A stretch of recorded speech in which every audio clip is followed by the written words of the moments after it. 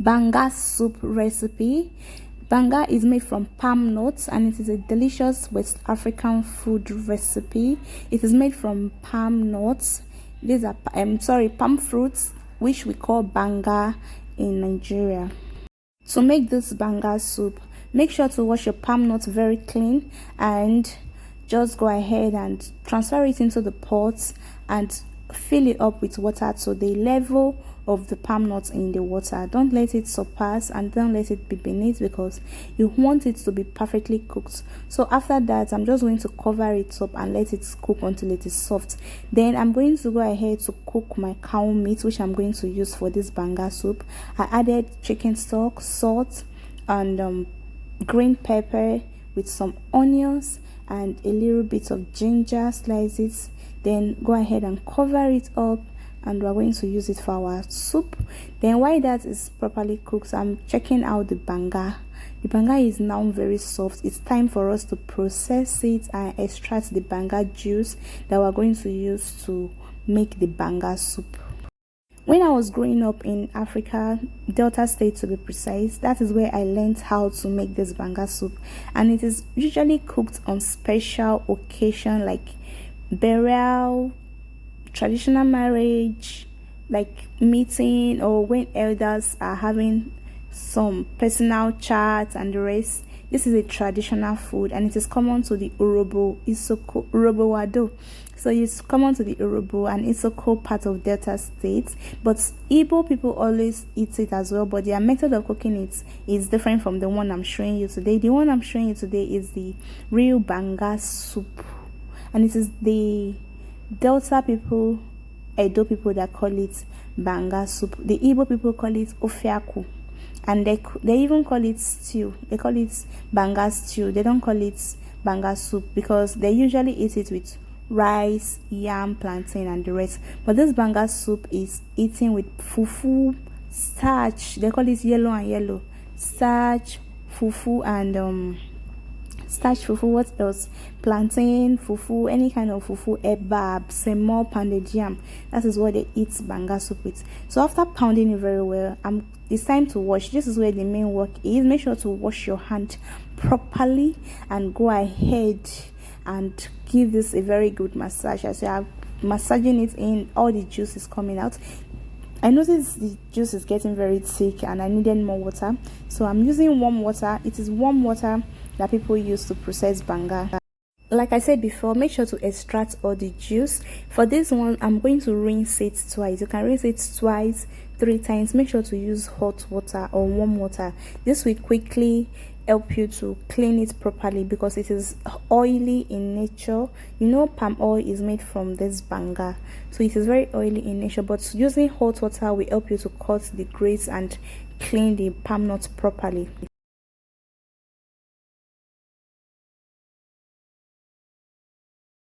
This is like the 3rd time I'm rinsing it, and as you can see, the oil is already out of the nuts, and I'm just giving it a very good squeeze and final rinsing. Time for us to proceed with the entire cooking process. Make sure to wash the pots and filter it. When I say filter, like sieve it and rinse out the bottom, because most time the bottom will contain some sand or particles from the palm nuts. So right now, as you can see, it's boiling on medium heat, and I decided to give it a quick stir because it's been boiling for some time and it has dried down. It is not as watery as before, but I'm still going to give it a stir and leave it until it's properly okay for us to continue cooking. So this has been about 20 to 30 minutes. As you can see, it is this process that is going through is making it to be fully cooked, and at this stage I let it cool down and I'm extracting the palm oil from it because I don't want this so much oil in my banga soup. But if you think you are okay with yours, you can leave it. Some people don't always remove theirs, but I always remove mine and I use it to cook other delicious recipe like beans porridge, yam porridge, egusi soup, ogbono soup.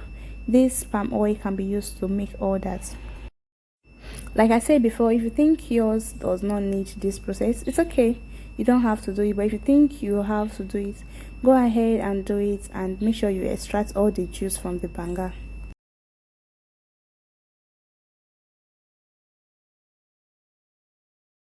I'd like you to know that this process is not really easy. It took me about 20 minutes to remove everything because I had to be careful not to get in all the banga juice into the palm oil. It will make it quickly get wet.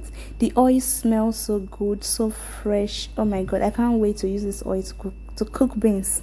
Now that I have extracted the oil, time for us to cook our banga soup properly. Now this is the the cow meat you saw me pre-cook.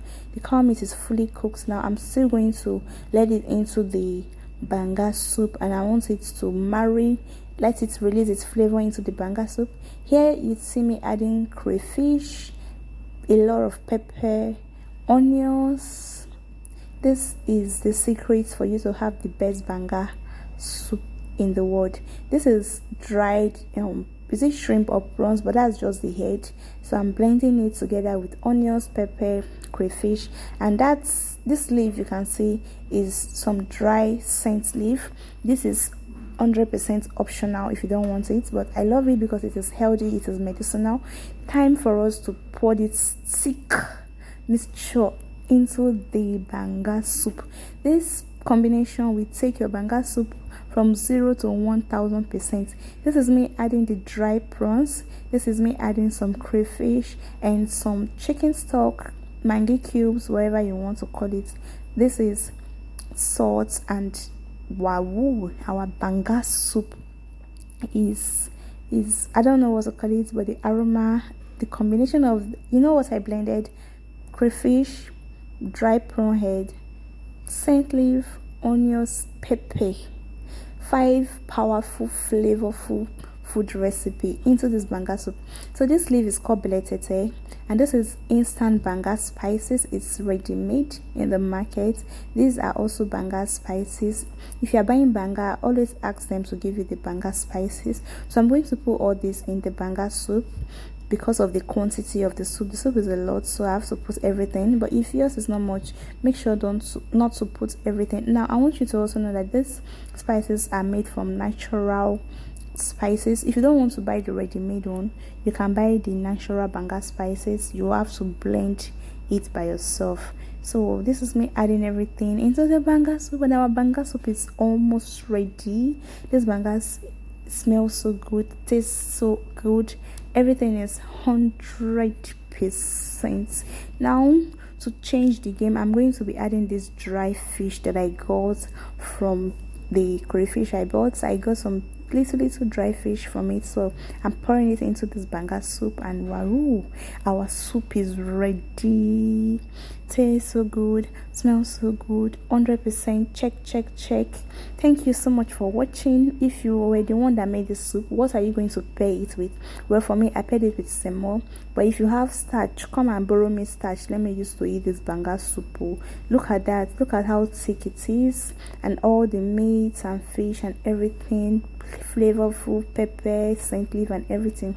Well, let me end here. Thank you so much for watching. See you on my next video. Bye.